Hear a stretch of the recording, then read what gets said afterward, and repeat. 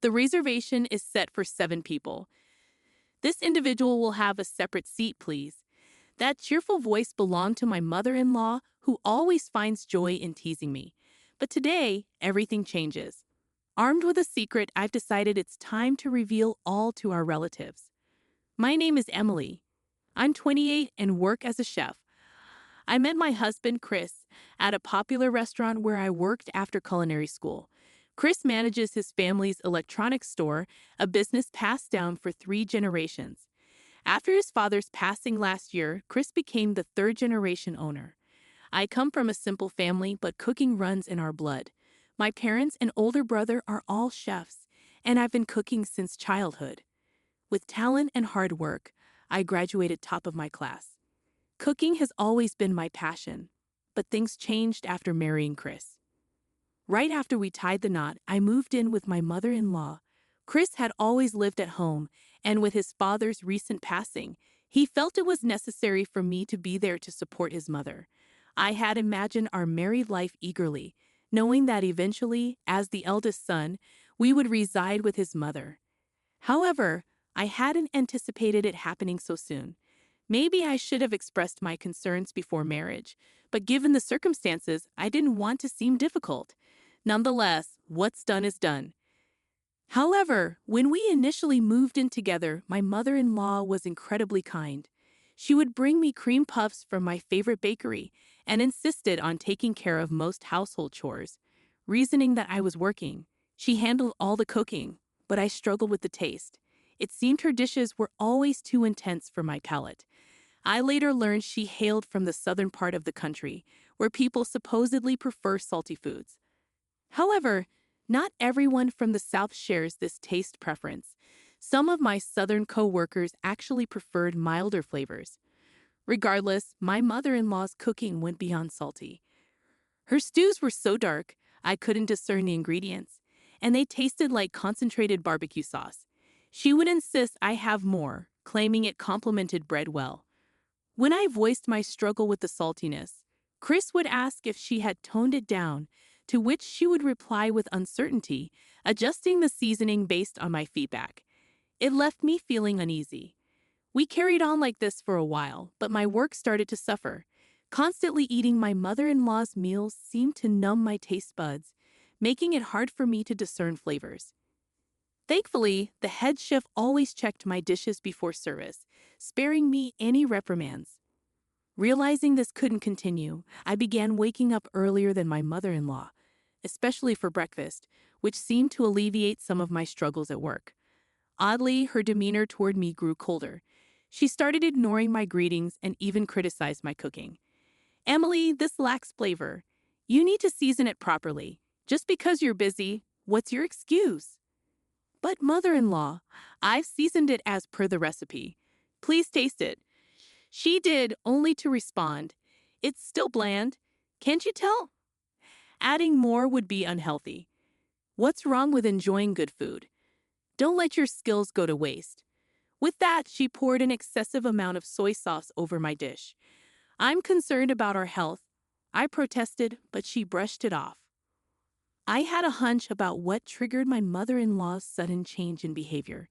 It stemmed from an incident at my niece's birthday party hosted at our home. My husband has 2 sisters, both married and living separately. Despite our limited interactions, they've always been kind, even offering to intervene if I faced any issues with my mother-in-law. Their husbands are also pleasant individuals. During the party, which celebrated my older sister-in-law's daughter turning 5, I assisted my mother-in-law in the kitchen. The dining table boasted an array of dishes, each clearly labeled with its creator. As the festivities commenced, my sister-in-law remarked, "Our daughter adores the omelette rice from Emily's restaurant. Having it here today is a treat." "I actually make the omelettes at work," I responded, prompting praise from the birthday girl herself. "The omelette lady's food is yummy." These exchanges didn't sit well with my mother-in-law. Desperate to redirect attention, she insisted, "Look, Grandma's stew is also tasty." But her granddaughter rejected it, complaining, "It hurts my mouth." While my sister's husbands politely sampled her cooking, it quickly requested more water, noting the excessive saltiness. My sister-in-law jokingly suggested I give her cooking lessons, which only fueled my mother-in-law's anger. She stormed out of the room, refusing to return. I regretted agreeing to cook for the party, but my mother-in-law had requested it, leaving me no choice. The tense atmosphere led to an early end to the celebration. While my sister-in-law's comment was meant in jest, criticism of one's cooking stings. It likely hurt my mother-in-law, who had prepared the food with hopes of delighting everyone. That night, I apologized to her, acknowledging any overstepping. Her response was cold. "Don't get too comfortable. You're just a freeloader." The next morning marked the beginning of relentless bullying from my mother-in-law. She would season the breakfast I prepared without even tasting it. If it didn't meet her standards, she disposed of it in front of me. Seeking solace, I turned to my husband, Chris. His response was dismissive, suggesting I was overreacting and should have obeyed his mother. He also started coming home later, using work as an excuse, even skipping his niece's birthday party. This behavior shattered any illusions I had about the kind of man he was, despite us being married for only 6 months. Our marriage was crumbling, and the thought of divorce crossed my mind. However, with just 6 months of marriage under our belt, I hesitated, knowing it would upset our parents. Then things took a turn for the worse. My mother-in-law slipped on the stairs, injuring her leg. Despite offers from my sister-in-law to assist, my mother-in-law insisted on my help, stating, "You're technically the wife, so you should at least do this much. It's absurd to rely on my daughter." From then on, I was at my mother-in-law's beck and call, even for trivial tasks. She began contacting me during work hours, forcing me to request time off repeatedly. Although my co-workers assured me it was fine, I felt guilty and eventually resigned from my job. It seemed my mother-in-law had been waiting for this moment, mocking me. "Can't handle your prestigious job anymore, can you?" How pathetic! Suddenly, day and night, my mother-in-law summoned me incessantly, leaving me no time to rest. Whenever I attempted to discuss things with Chris, he was increasingly absent, claiming to sleep at his office, though I doubted his words. My decision was made, but I couldn't leave without making a move, so I resolved to seek revenge. During breakfast one morning, I broached the topic. I want a divorce. They both looked shocked, dismissing my request with scorn. "What nonsense! We've barely been married a year. You'll be the laughingstock. Accusing me of infidelity? Absurd. You're embarrassing us, Emily. You're way out of line." Despite their mockery, I stood firm. Chris is always absent. My mother-in-law only knows how to bully. Who'd want to endure that? I'm filing for divorce. My decision stands. My resolute stance alarmed them, prompting Chris to stutter an apology. "We're sorry. I'll try to come home earlier. You can even stay at your parents' for a while." "But my mom's injured, and I have work. Can't you stay until she recovers?" Though he struggled to apologize, his sincerity was evident. "I've been immature. I'm sorry. Can't you reconsider?" I reluctantly agreed, yet their smirks betrayed their true feelings, typical of a mother and son. Following that, the bullying ceased, and Chris began returning home earlier. However, the tranquility was short-lived. Chris resumed his late returns, and my mother-in-law's mistreatment resumed. Despite her leg failing to heal, she frequently ventured out, citing hospital visits. This behavior struck me as odd, leading me to uncover a shocking truth. Days later, my phone buzzed incessantly with calls from Chris and my mother-in-law. Chris's tone was heated when I answered. "Where are you? How can you leave my mom like this?" Unfazed, I responded, "I'm at my parents' house." "What's wrong?" "You said I could go." "What are you saying?" "My mom's leg isn't better, right?" In the background, I heard my mother-in-law causing a commotion. "Regardless, I won't return. Please communicate through a lawyer," I declared before hanging up. Following that ordeal, I relished the peaceful moments at my parents' home. They pampered me with my favorite meals, and I reciprocated by cooking for them. When my mother praised my cooking as the best, tears welled up in my eyes. A few days later, I received an unexpected call from my dreaded mother-in-law. She apologized for her past behavior and extended an invitation to her upcoming birthday party, insisting I attend. The celebration would take place at a chic restaurant near the station, renowned for its new French-trained chef and authentic cuisine. Though not obligated, I saw it as an opportunity and accepted eagerly. My mother-in-law was thrilled, emphasizing the importance of my presence and promptly sharing the details. On the day of the birthday party the following week, Chris and my mother-in-law awaited me at the restaurant entrance. As I approached, Chris wore a smirk, and my heart sank. The gathering mirrored the previous one. Two sets of sister-in-laws with their husbands and a little girl, alongside my mother-in-law, husband, and myself, totaling 8. The impending divorce remained a secret, with instructions to disclose it after the meal. Amidst the anticipation, the sister-in-laws and their spouses arrived. "Emily, it's been too long. You look stunning as always," they greeted warmly. With everyone present, we proceeded into the restaurant. However, our party of 8 seemed to puzzle the waiter. "Is the reservation for 7 people?" "We're 8, he questioned. Before I could respond, my mother-in-law interjected loudly, "The reservation is indeed for 7.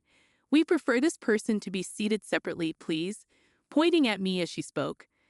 As I was pushed forward, confusion painted the faces of the sister-in-laws and their husbands, while Chris and my mother-in-law exchanged smirks. "Ha, so this was their plan. How amusing. Emily has a surprise, doesn't she?" My mother-in-law declared, revealing the supposed surprise at her own birthday party, much to my bewilderment. Well, if my mother-in-law enjoys surprises, then I'll gladly provide one. "Emily, is it true?" The sisters-in-law appeared concerned, prompting my response, "Yes, indeed." I had hoped to keep it under wraps, but my mother-in-law caught wind of it. "Pardon me, is there an available seat?"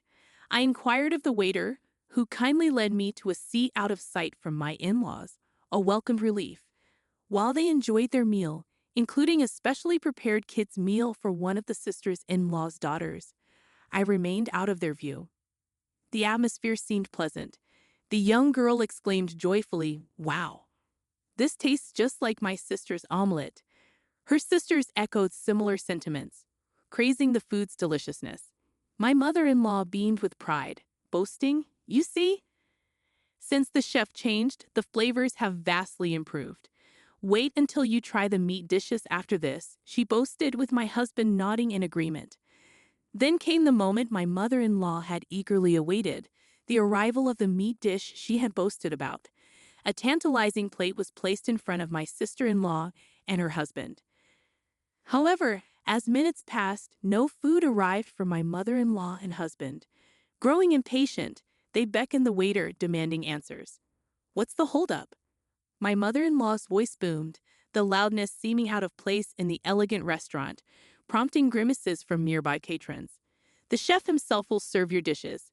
Please be patient," the waiter calmly responded, to which my mother-in-law retorted, "Oh, really? Is it because we're regulars?" Despite her tone, she didn't appear entirely displeased. "Apologies for the delay," they muttered, clearly expecting a waiter, but were met with shock when they saw who brought their dishes. Their eyes widened in disbelief as they gazed upon me, donning a chef's coat. "What? Emily, what's going on?" "Ah, so this is what a surprise feels like. Emily, you never fail to surprise us." Despite the sisters-in-law's amazement, my husband and mother-in-law wore expressions that clearly said, "This isn't what we had planned."